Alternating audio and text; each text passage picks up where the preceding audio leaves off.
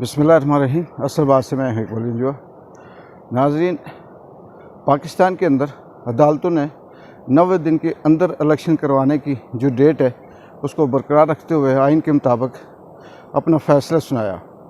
लेकिन PDM का जत्था और ख़ास करके मुस्लिम लीग नून के जो स्पोक पर्सन हैं, ये जो लीगल एडवाइज़र हैं, वो इस शिकस्त से और अपनी हार के खौफ से उसको मुतनाज़ा बनाने के लिए एक एक मिनट के बाद नया शोशा छोड़ते हैं।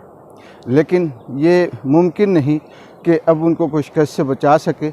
उसकी वजह यह है कि इमरान खान की मकबूलियत में जितना इनकी दुश्मनी ने, इनकी नफ़रत ने इजाफ़ा किया, इतना इमरान खान का अपना ज़ाती कोई कमाल या मेहनत या सियासी बसीरत कम है, इनकी दुश्मनी ज़्यादा है। आवाम ये समझ चुकी है कि इस मुल्क में 70 सालों से क्या हो रहा था और क्या हो रहा है, और अब भी ये जो झूठ बोला जा रहा है, ये जो इलेक्शन को मुतनाज़ा करने के लिए, डेट को आगे करने के लिए, अपने आप को टाइम देने के लिए जितने भी ये हरबे इस्तेमाल किए जा रहे हैं, आवाम अब समझ चुकी है कि ये सब इस मुल्क को लूटने के लिए और अपनी जो ताकत है उसको मुसल्लत करने के लिए ये सब कुछ किया जा रहा है। लेकिन अब इनके हाथ में सिवाय ज़िल्लत के और रुसवाई के कुछ नहीं आएगा।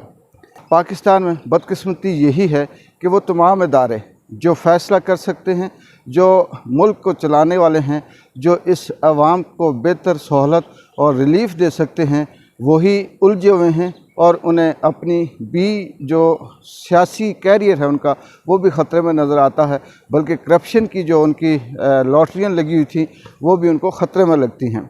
इमरान खान ने रात को अपनी फिर से एक प्रेस कॉन्फ्रेंस में ये बात कही कि पहले भी वो आगाह कर चुके थे और अब भी वो बता रहे हैं कि उन पे अटैक किया जा सकता है, उनकी ज़िंदगी को ख़तरा है और उनको मारने की कोशिश की जा रही है और अल्लाह उन्हें ज़िंदगी दे। लेकिन ये बुज़दिल दुश्मन की निशानी होती है, ये शिकस्त खुर्दा दुश्मन की निशानी होती है, जो मुकाबला नहीं कर सकते, जो मुफाद परस्त होते हैं, जो लालची होते हैं, जो मुल्क और आवाम को लूटने की कोशिश करते हैं। उनका यही सोच, यही ख्याल होता है कि मुकाबला करने के बजाय दुश्मन को रास्ते से हटाया जाए। लेकिन कुदरत हमेशा उसी का साथ देती है जो हिम्मत करता है, जो सच्चाई पे होता है।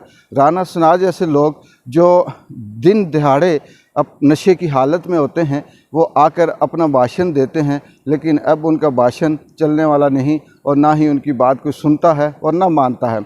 मरीम नवाज़, जो मुझे लगता है कि अपने गले का ऑपरेशन सिर्फ इसलिए करवाने गई थी कि वो वापस आकर चीख चीख कर झूठ बोल सके और चीख चीख कर आवाम को बेवकूफ़ बनाने की कोशिश कर सके। लेकिन ये किराए के 4 दिन के जो इन्होंने टट्टू ख़रीदे हुए हैं, ये कभी भी इनका साथ नहीं देंगे और वक्त आने पे ये इबरतनाक शिकस्त खाकर सियासत के मैदान से हमेशा के लिए आउट हो जाएंगे। इकबाल जो कि इजाज़त दें। अल्लाह हाफिज़।